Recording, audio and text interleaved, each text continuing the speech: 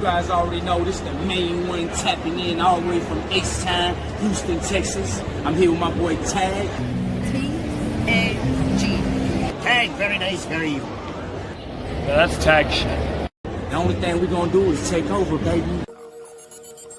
Free fall as I dive through the kaleidoscope in my mind. No rope up to climb. Gotta remind myself that I'm fine. What up, T.A.G Nation? It's your boy Scoot, and I'm here with another NXT.A.G, and let's get right into it. Show starts off 6-woman tag. You got the Cullen, Izzy Dame, and NXT Women's Champion Tatum Paxley, along with Lola Vice, taking on Fatal Influence. Of course, JC Jane, Fallon Henley, and Lainey Reed. And pretty solid opener, pretty solid match. You can see where Tatum is just that lovable girl now in NXT. You can tell that the fans are enjoying the fact that she's champion. You can tell that she's loved. You could tell that they're behind her because the interactions she was having with Lola was cute. Though, of course, you know, the interaction she was having with Izzy.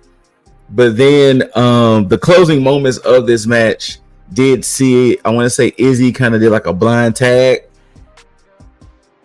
And with some confusions and everything, it ended up leading to Tatum. So Izzy being legal.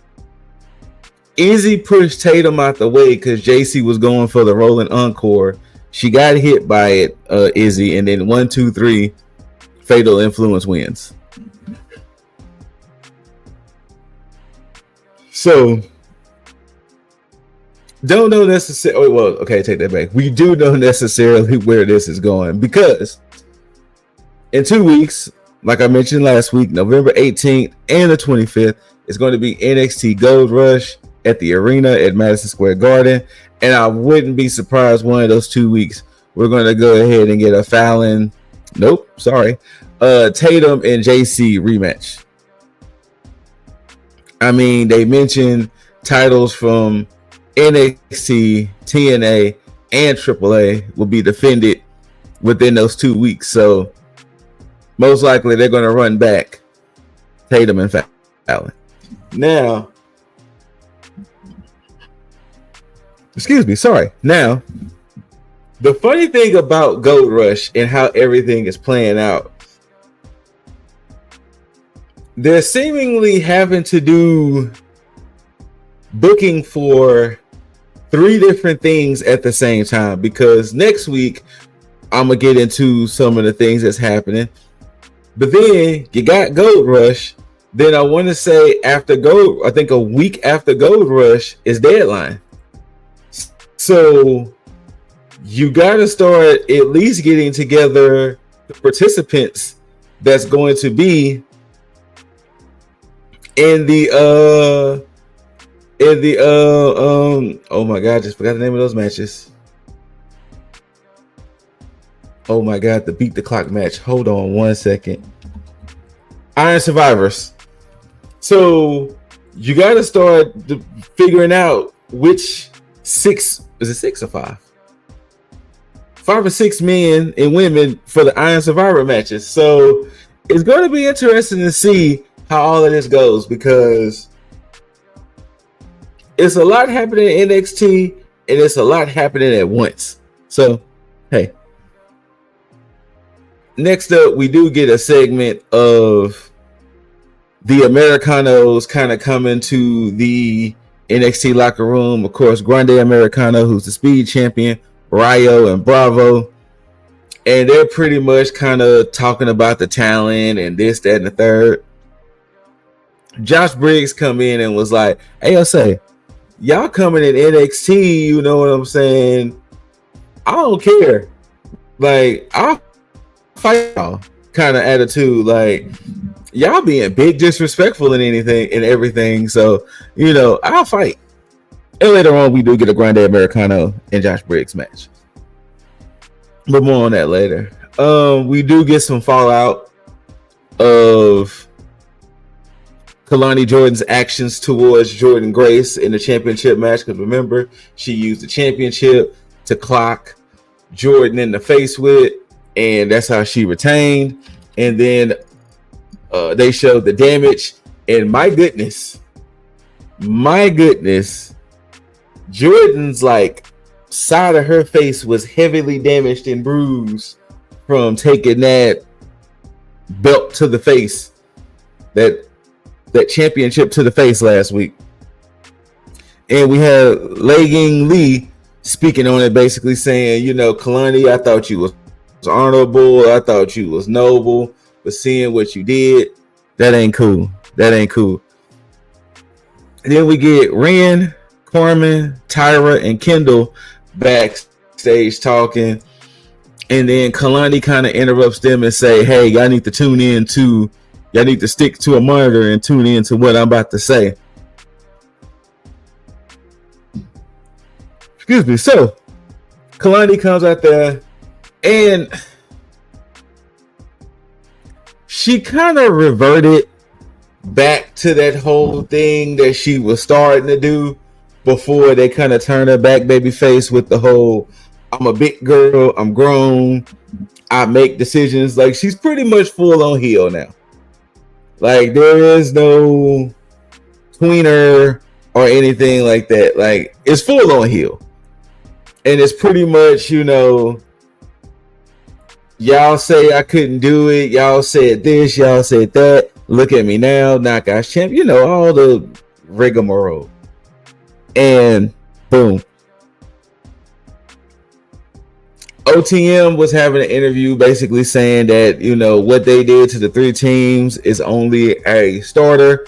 We come in for any team that gets in the way because we want the tag team titles. Chase U walks up there and they was like, oh, so you think we're going to just let what y'all did to us last week slide? And then Andre Chase kind of comes up there and was like, hey, I need to relax. Like, relax. Like, realize who y'all kind of walking up on. Realize who y'all getting in the face of. But, you know, relax. Just relax. You know. Then we get to that Josh Briggs Americano fight. It was okay. It was pretty much showing off, you know, Grande Americano will be defending the speed championship against Jasper Troy. That'll be next week. But it was pretty much showcasing Americano in NXT, pretty much. You know, Rayo and Bravo by his side. A lot of interference, this, that, and the third. If I remember correctly, hold on one second, because I want to say Americano did get the dub, and I feel like it was due to Rayo and Bravo interfering, and then eventually it led to Americano getting the dub. Yes. So what happened was, after the interference, I forgot what he hit Briggs with, but then he pretty much put Briggs in a submission and Briggs tapped out, which I think that was an interesting way for Briggs to lose that him tapping out. Not saying there's nothing wrong with tapping out, but considering the man Josh Briggs is, I'm surprised they had him tap out to Americano. And like I said, him and Jasper Troy had a stare down afterwards, and pretty much that was it. Like I said, next week, Jasper Troy, Grande Americano for the Speed Championship.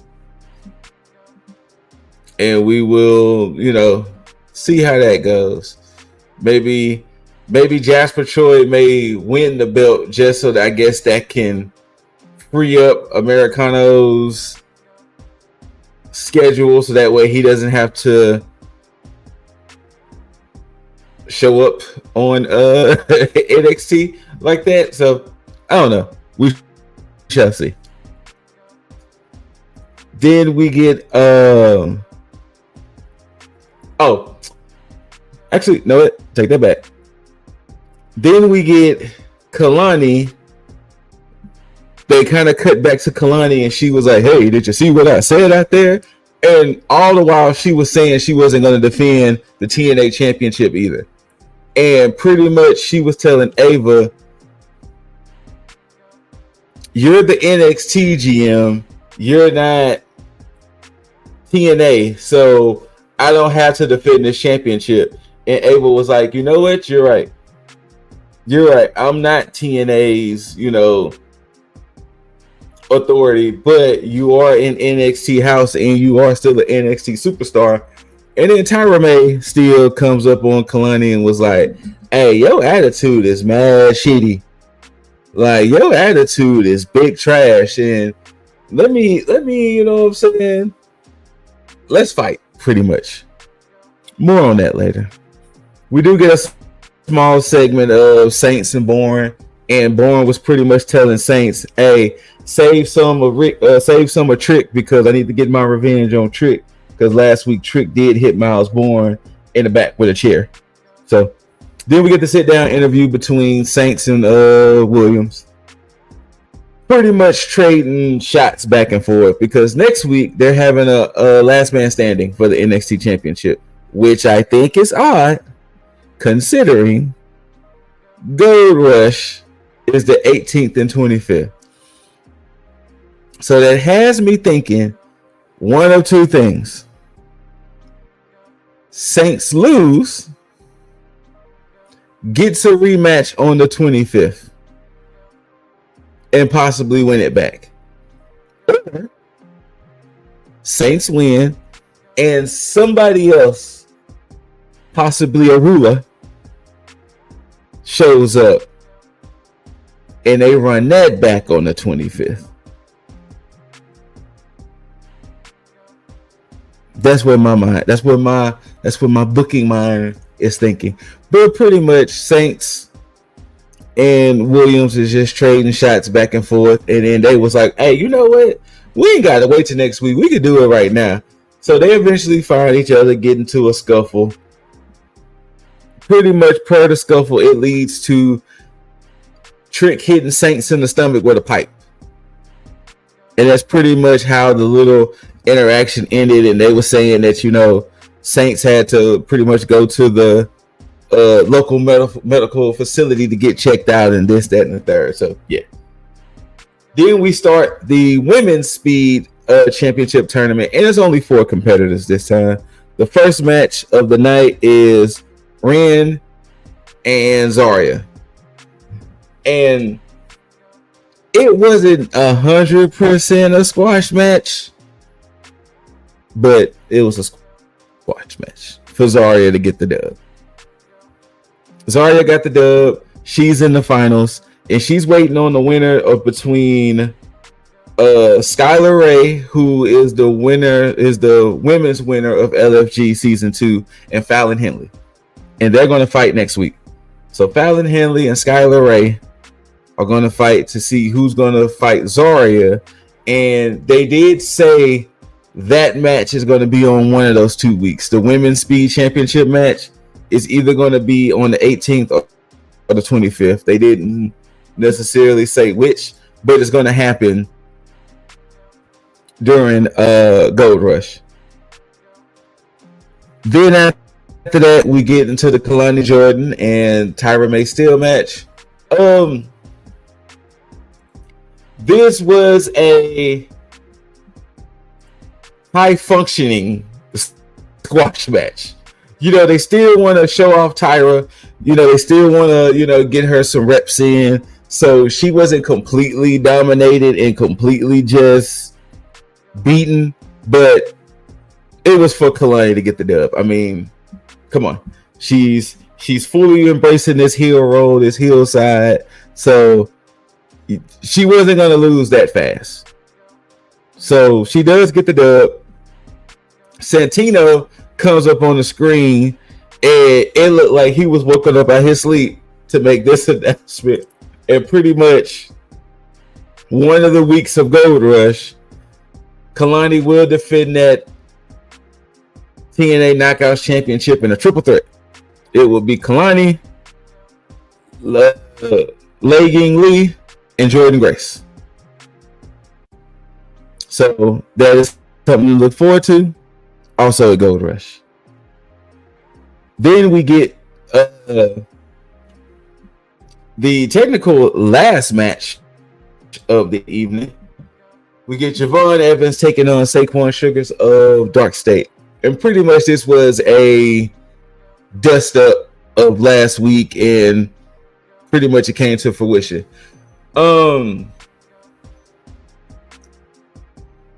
It wasn't a bad match considering this is the first one-on-one match from somebody from Dark State. Of course, Javon also had to fight off Cutler, Osiris, and Dion, but I love the way this match was booked. I love the way Javon is just Javon. There was times, he was evading Dark State. There was times he had to fight off Dark State. He had to contend with interference, all of that. But ultimately, it does lead to Javon winning. And just like any person who wins against a faction, soon as he got that dub over Saquon, he got the fuck out that ring. He was out of there. He was like, it ain't about to be beat up. Javon Day. So he got up out of there. So Javon got a dub over Saquon Sugars and pretty much a dub over Dark State altogether. Then we get kind of like segments that lead into the final. We get little mini segments that lead into the final segment.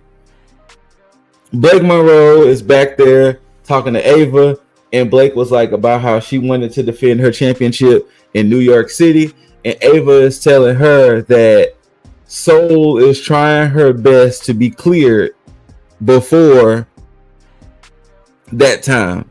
So be prepared to defend your championship against Soul. Then she said something about her better half was calling for an interview, and then Ava was like, better half? Like, what? Huh? Like, what's going on? Then we get a segment of the Culling backstage talking, and pretty much Tatum is kind of seeing reasons of how she needs to slow down. And, it was like, hey, you just got the belt. You don't want to lose the belt. You don't want to put yourself, because Tatum was blaming herself for the loss. And then she was like, okay, I will slow down. I will, not be so hasty.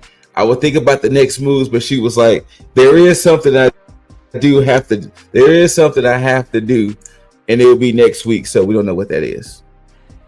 Then we get to our final segment. It is a celebration because these two individuals, Ethan Page and Chelsea Green, captured the AAA Mixed Tag Team Championships this past weekend. And there was a giant Canadian cake, a Canadian themed cake in the ring, which, somebody was bound to pop out of it.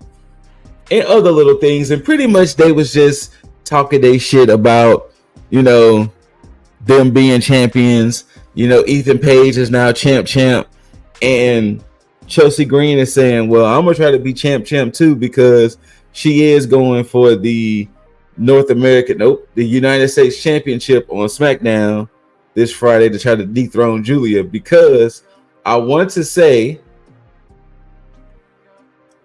if I heard the stats correctly, if Julia wins, she will end up being the longest reigning. So, of course, Chelsea is trying to stop it.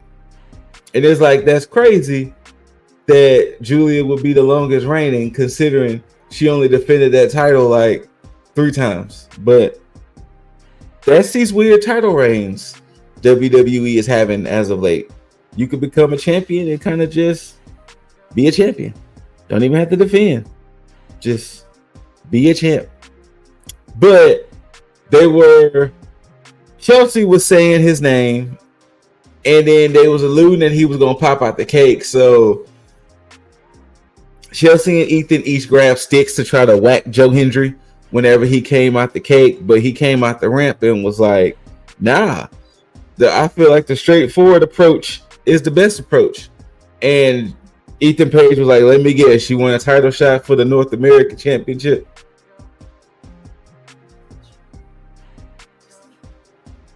Hold on, guys. And I'm back. Sorry about that. But pretty much, Joe Hendry was like, I'm going for the straightforward approach. And Ethan Page was like, oh, let me guess, you won a North American title shot? And he was like, not really. I want a mixed tag title shot.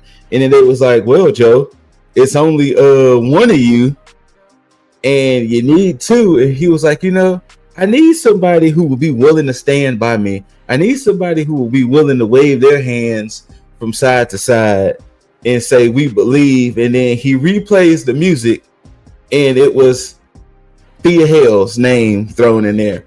And Thea is the one that pops out the cake. She hits Chelsea and Alba in face with whipped cream pies.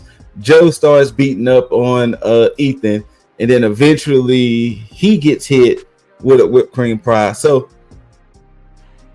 sometime during Gold Rush, Chelsea and Ethan will be defending their AAA mixed tag team championships against Joe Hendry and Thea Hale. And that was NXT. Like I said, we're building up for Gold Rush. But first, we got to take care of the Speed Championship next week between Jasper Troy and Grande Americano. The tournament continues for the Women's Speed Championship. Fallon Henley and Skylar Ray, the women's winner of LFG Season 2. And of course, that winner takes on Zarya sometime during Gold Rush. And we're going to get Trick Willie, Richard Saints for the NXT Championship and a last man standing. So those are the three matches, and I feel like there was another match announced. But for sure, those are the three matches we're getting come next week. And like I said, after that, they got to hurry up and book what's going to happen with Gold Rush. And then where December 2nd, the go home show for Deadline. So between next week's NXT, the 2 weeks of Gold Rush, and the go home show for Deadline, I guess we will start to figure out our participants of the Iron Survivor and see what else is going to go down for Deadline. But it's going to be interesting to see how all of this is going to get booked so fast. I mean, NXT is known for doing it, so it's not like it's anything new. But it's going to be interesting to see how all of this is going to come together before Deadline. But there you have it, ladies and gentlemen. But whether you love it or hate it, don't forget to rate it. Thumbs up, thumbs down. Leave all your comments below. And after you do all of that, you got to tag that like button, tag that share button, and, share this with the people. Tag that subscription if you haven't already. And tag that notification bell so you can be notified for the videos. Shout outs to the Tag Brethren. And thank y'all out there for tuning in. Make sure you love yourself, love one another, take care of yourself, and take care of one another. Until next time, ladies and gentlemen of the Tag Nation and beyond, don't forget to tag out. Peace. Free fall as I dive through the kaleidoscope in my mind. No rope up to climb. Gotta remind myself that I'm fine. Mama